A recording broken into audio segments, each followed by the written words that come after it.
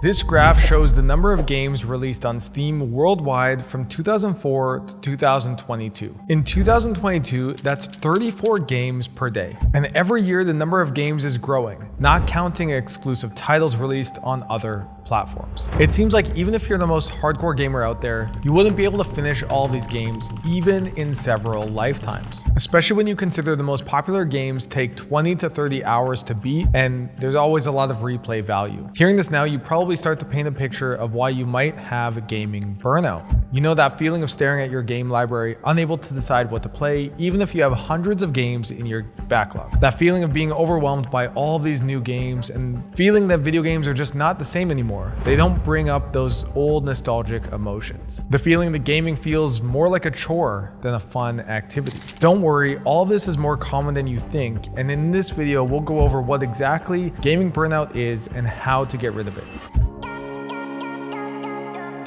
So as mentioned in the beginning, video games are huge nowadays, not only in popularity, but in the number of releases and the gameplay length. Video games today are more engaging than ever, with beautiful graphics and exciting storylines. On one side, this makes gaming more addicting and harder to put down the controller. On the other side, this can be a reason for not wanting to pick up a controller at all. And that's exactly what gaming burnout does. In fact, burning out from anything leads to a person not wanting to engage in that activity anymore. But if you really liked gaming before, how can you just burn out from it? The first reason might be fear of missing out and choice overload. Fear of missing out happens when you, fear missing out on something. You might think that it doesn't apply here, but it does, because gaming burnout doesn't necessarily lead to not playing at all, but more being in an uncomfortable mental state of deciding what to play and or just simply playing out of habit. So whenever you painfully boot up an older game or buy a new one, you feel anxious because in the back of your mind, you were thinking of other games you should be playing. Or you might be thinking if you play this game, you wouldn't be able to finish all of it before the next game's release, and that fear of missing out comes back. Also, you might feel that fear to miss out when you don't play any games at all. So this gaming burnout is just this anxious state of being and being pulled in different directions. Another indicator of being burned out from gaming is choice overload. This is when you can't actually make yourself play as you have too many options. If you're an average gamer, you most likely don't have just 2 or 3 games in your library, but dozens, if not hundreds of games, especially if you've participated in any Steam sales. Most of those games are not finished or were finished a long time ago,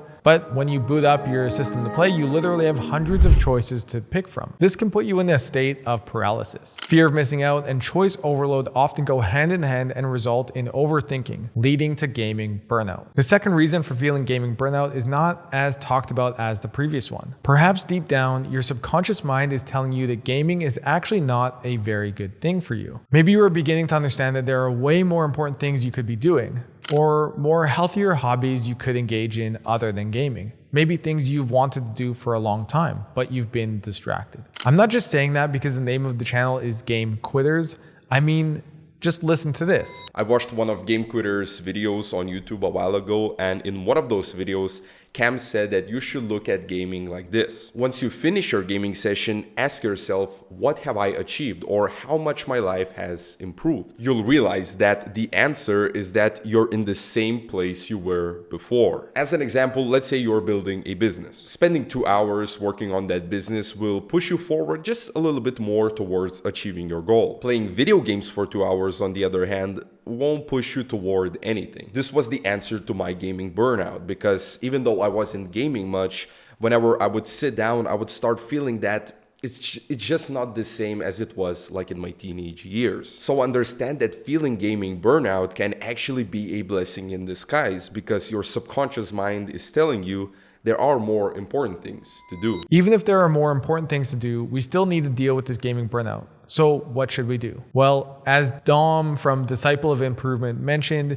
you should look at your gaming burnout as an opportunity to either take a break or quit. Now, this will be very subjective, as maybe you don't have a problem with gaming and you just need to take a break for a few days to once again enjoy your hobby. For others who struggle with gaming, perhaps this is a calling to actually quit once and for all. If you don't know which category you belong to, then head over to gamequiz.com and take the quiz on the homepage. It'll ask you a set of 9 questions and provide an answer of whether you have a hobby, a risk or a problem. Either way, if you just need a break or you actually need to quit gaming, both of these will approach in a similar fashion, with a detox from gaming. Detoxing means that you shouldn't play for the sake of playing or sit in front of your monitor and think of games you could play. It means actually to take a step away from gaming and begin getting rid of this uncomfortable feeling of burnout. However, sitting around doing nothing won't be any good for you, so you need to use this opportunity with this newfound free time to find alternative and healthier activities. This could be things like working out, going for a walk outside, reading books, hanging out with IRL friends, catching up on your school or your normal work, or trying to learn and build new skills and habits. Often we associate gaming with relaxation. Oh, after work, it's great to relax and just play a game. In reality, sometimes gaming can actually be more stressful than real life responsibilities. If you jump on Fortnite after work or school and spend 2 hours intensely trying to win and focus on getting all those sweet kills, it could be that you are not actually relaxing, and this can lead to gaming burnout. The question is, does gaming actually relax you, or does it just numb you temporarily? When you finish gaming, are you more recharged, or are you more exhausted than before? There are many other ways to relax without gaming that can lead you to actually feeling recharged, so you can check out my other videos for ideas on how to do that. I'll also link the videos in the description. Another tip would be to not further your gaming burnout by buying new games on sale and building up your backlog. I mentioned the fear of missing out and choice overload. And if you keep buying new games and keep chasing that exciting feeling of getting lost in the game, you'll just burn out even more. Oftentimes we find the anticipation and buying process of a game more exciting than playing the game itself. So catch yourself whenever you are staring at your library full of unopened games and you get an urge to buy even more. Gaming burnout can be described in this statement: gaming is just not what it was before. Which begs the question, so what the heck happened to video games in the first place? So check out this video for more on that, and shout out to Dom from Disciple of Improvement for his help with this video.